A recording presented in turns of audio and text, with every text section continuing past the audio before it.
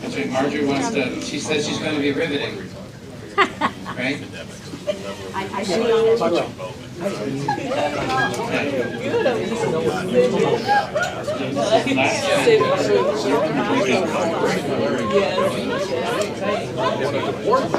Yes, I am. Some freaky email. One more panel.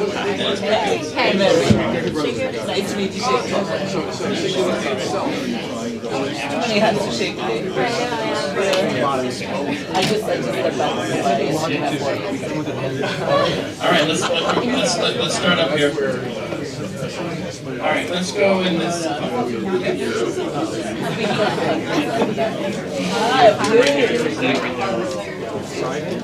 Okay. we need one more. What are you doing? Let's just stand for a second. Okay. So look, here's what we got here in front of everybody. No, you said. We have blue I'll stand represents, awkwardly. I would say, a trusted philanthropy global brand, Save the Children. We have a family office investing in impact, another family office investing in impact, but also likes to make a lot of money. I guess we all do. Just came from Dubai yesterday, right? Still surviving. And Marjorie's been like she's been in government, but she's also been working with women's issues, and we've been talking about how so few companies, let alone funds, are female-led. This is a theme that we're trying to. Yes. So, and then we have Streaker, who represents our future, which is how we do impact investing, philanthropically and otherwise. So, and then we're going to do breakouts with this group. We're going to do an AI breakout, a health and education breakout. So let's let the new voices speak. Mary, you usually moderate this stuff, so maybe you could just quick introduction, but the theme is philanthropy and impact, and how do we do better together? So I'm Mary D'Souza. I run a single family office in share investments.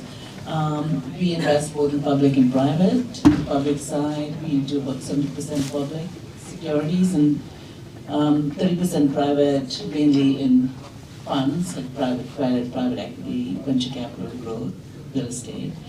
I'm also a strategic portfolio partner at Star Mountain Capital, on the board of a trucking company, which I really enjoy working with white boys from the South. I'm the only girl, and so it's a lot of fun. And for the fun fact, I know you like fun facts. This is not a lunch. No. But I have to say this. Okay. A recent documentary on Bob Mackie is shortlisted for an Oscar. So as you do, you introduce yourself even shorter than Mary did. And what excites you or scares you in your philanthropy or impact investing? What excites me is I'm on the board of a nonprofit for homelessness, low-income housing, and mental health. And what's really exciting is we bought a property from the Catholic Church. So it's a whole block on the Lower East Side, and we'll be building more than 600 units for people with mental health problems, for families with children, and Kami Kishi, I serve as VP at Lee Boss Stevens Family Office. It's a single family office based here in New York. We invest across asset classes, hedge funds, and then I was brought in to start investing into venture capital funds and directly into founders. And as Mark mentioned, we have impact lens, so anything that's increasing social, racial, gender equity, and also climate. What excites me is this nexus between philanthropic and venture investing. And we are leveraging DAFs or donor advised funds to invest in for-profit venture funds and big passion around, and especially investing in underrepresented women and BIPOC fund managers and founders. So it's also looking at market rate returns, but how do we make the most impact with our dollars as well? My name is Blue Blake Sam with Save the Children. I am the Senior Advisor for Emerging Markets and Philanthropy Partners. So our organization is 105 years old. We're in 115 countries. What excites me is this conversation I'm sort of new in the sector, meaning that there are not a lot of people sort of sitting, leaning into innovation, leaning into new conversations. So everything that you're talking about in community is really important for Save the Children for many reasons. In order to sustain the work that we do, we need to pay attention to the new conversations that are going on. We need to make sure that we're in community, and we need to make sure that we're advancing what we need to do, because there's so much going on in the world for children. What makes me nervous is the things that we talked about. So the divide with AI, we've done a lot in that space. We talk about technology, we've done a lot in cryptocurrency, on and on, but it's really important for us to keep active in these conversations. You're going to clean up. But what's really important is for the NextGen, and even though he doesn't have a stool, you've been part of our NextGen panels from the beginning. And I'm like learning, evolving with you as you're growing up. But tell us what you're doing today. Thanks, Mark. Hi, David Burstein. Nice to see many of you. Family office with my family, second generation. We do a significant amount of philanthropy focused around climate, some refugee work, and also around mental health. Do a lot of venture investing as well, and been active for a long time. So yeah, I don't know what else to highlight, but I'm sure we'll What's your yeah, so passions or things? we mostly focus on early stage stuff, and right now we really look at the intersection of where impact is. So we're doing a ton of climate stuff and mental health stuff, some of which has been alluded to up here, where we just think the most important resources need to go. So we do a lot of stuff that matches up with our philanthropy, but we also really try to actually look at impact in a different way. I'm on the board of a number of nonprofits, a group called the Sustainable Media Center, which is looking at the future of technology and children, very similar to some of the themes that you were talking about. And yeah, that's it.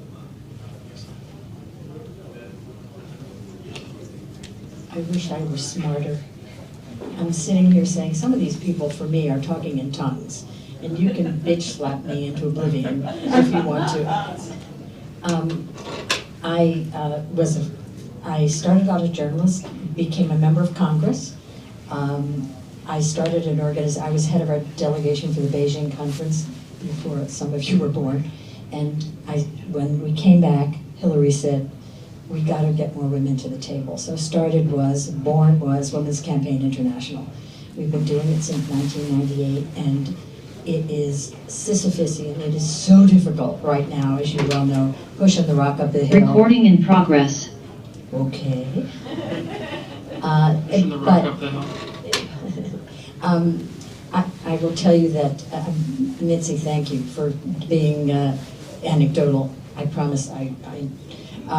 We've been in 50 different countries. One of the countries we are in now is Afghanistan. And we had a wonderful, this is show and tell actually.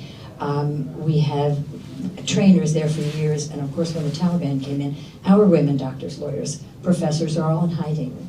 And we now have a food bank for them, so they come in burqa and to pick up their food.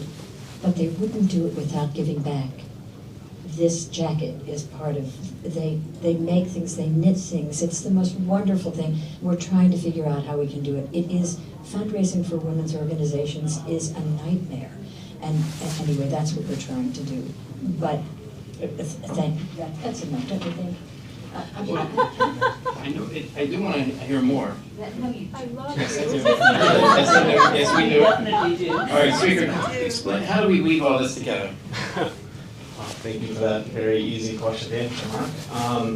Hi everyone, my name is Sreeker. I'm a co-founder of Impact Labs. We are a social impact and philanthropy platform. We have developed an impact analysis engine that we use to work with nonprofits to sort of measure the impact of the work they do.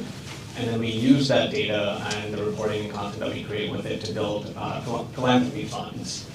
Essentially, we work with donors on the other side to understand their goals and preferences, and philanthropic interests, causes they care about, and then we build funds, sort of bringing this fund approach to philanthropy that are addressing a particular social cause in a particular region from different angles. And then those funds are a core product to sort of do philanthropy, and then we use data to sort of tell donors exactly where their money's going, who it's helping, what we can do to, improve our impact overall. Really excited to be here today on Giving Tuesday because we're actually working. We've been working with the 361 community, serving the members of the community to understand our philanthropic goals and the causes we care about, and we're launching the first of what we hope to be a series of philanthropy funds today focused on children's health in New York. I can talk more about that later in the breakout session or one-on-one and how you can sort of get involved there. But yeah, really excited to sort of launch the first of these funds. We're hoping this to be sort of a collaborative effort for philanthropy. Could your fund, our fund, and not having decision-making power, it's sort of collective buying for the community. You've done the survey, this is where we let out. We've settled on, can we invest in Blueprint for Kids? Is that within the purview? Or do we have to only invest in philanthropic organizations? No, I mean, so we start, our core function is philanthropy, so we primarily look at 501c3 organizations, but we understand that as a collaborative group, and as philanthropists, people want to get involved in different ways, right? Not everyone wants to write a check, that's fine. People want to connect the right people that they know from their networks, especially this network, to organizations that have certain needs. People want to volunteer, people want to invest in social impact companies. So we do want to and plan on enabling all of this. So yeah, to answer your question, definitely.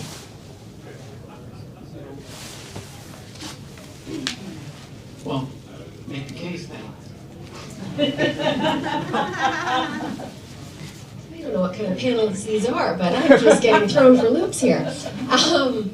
Well, I mean, we would obviously be very honored. We really try to focus on the whole health of each child. We look at that as a social issue. It doesn't just affect children in classrooms, but we're thinking about how it can better children in their homes, in their communities. And we go from, general information on what is, empathy or what is depression.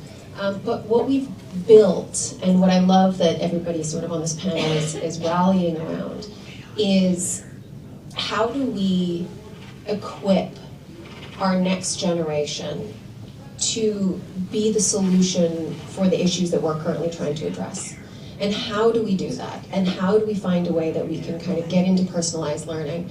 We have a system within Blueprint where there's journaling, because we found that a lot of students really like to be able to share their feelings and their emotions and their situations, but privately. And so we've built a system that while they're watching a video, if somebody says sadness or bullying or marginalization, instead of putting up their hand and being like, hi, can I get a resource on shyness, which they're not going to get, they tap the screen when they hear it, and we use AI to be able to capture when they tapped on it, and it builds a library on the back end specifically for that child. And what we're seeing is children are actually writing their emotions in there, and we're not just getting their issues, but we're also starting to see their community's issues, what children are actually facing within their homes. We had a flag the other day of a child that's talked about wanting to hurt themselves. And we get that flag, and that goes to our child psychologist. We're able to flag it in the system, send it to the counselor of the school, which is 700 kids to one counselor. You're never going to catch that. But with Blueprint, you do, because kids are actually sharing their emotions. And we're hearing everything from that to, I'm sad for my mother. She hasn't gotten out of bed for 4 days. And so we're like, okay, here's resources on depression. Here's resources on being able to communicate your emotions. And so if we are investing in this one child, in this one community, in this one city, we're actually starting to see it spread within that community. And I think as investors, I invest myself, that's what I want to be investing in, is that my dollar goes so much farther, but that human being is holding that investment in their hearts and it's actually spreading out. So impact investors are who we want to work with, obviously, is because money buys time, and time is what we need to solve this problem. And it's not the sexiest thing to say. A lot of people are like, well, what's your exit strategy? What's this? You know, we're like, look, we'll get there. I mean, my business partner has taken companies public. We're there, we're fine. We have that side that is very responsible. But this is a love letter to little me, to the person that grew up with dyslexia and grew up failing out of school. And then later on is the CEO of an ed tech company. Again, haha. Like, there were many days I sat down and went, yeah, we'll show you. And a woman in it. So, People with high heels. and killing people with high heels, we come back to that. Yes, on that side of things. But yeah. Because on the same subject, I happen to play soccer with somebody. Get up here, Ray. So child care, or sort of like say children's education, in New York City, that's what you do. Explain what you do. This is my goalkeeper. I'm Mark's goalkeeper. That's how I got here. I also run a nonprofit here in the city called Pencil. How many folks have been inside a New York City public school recently? Not recently. So we're having this whole conversation about the future of education, and the nearly 1 million kids who are in school right now outside these doors aren't part of it. What we do at Pencil is introduce folks from the larger community that don't have a stake in the public schools to the kids in the public schools, and there's a variety of ways to do that. But in the context of this conversation, the one thought that comes to mind is actually a trip I took to Singapore back in 2008. And we visited a place called Republic Polytechnic, which is this 10,000 student tertiary school. And we met a guy there named Dr. Alvis, and he explained the philosophy of the school. And he said, we all remember going to school. We would sit in class, we would learn from the teacher, sitting in the class with one person with a microphone up in the front talking. These models haven't gone away in a very long time.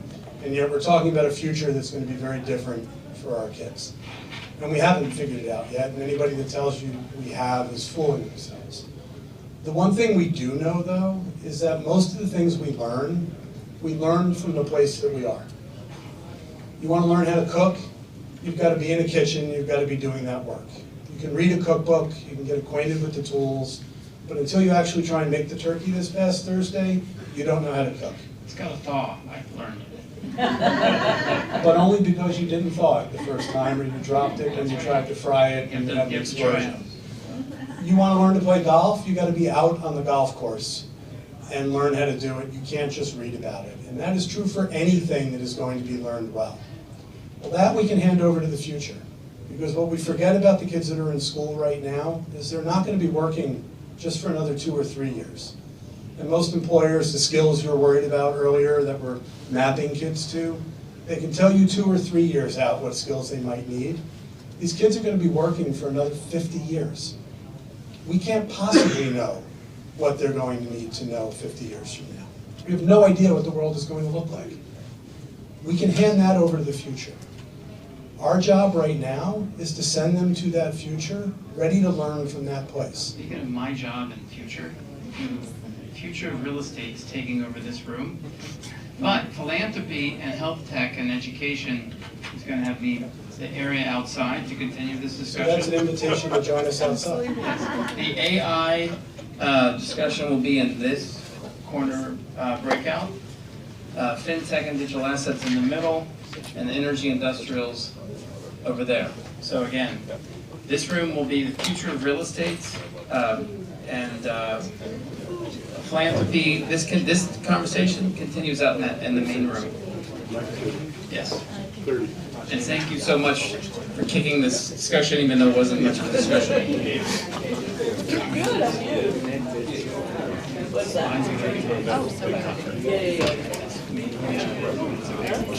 Join our 361 firm community of investors and thought leaders. We have a lot of events created by the community as we collaborate on investments and philanthropic interests. Join us.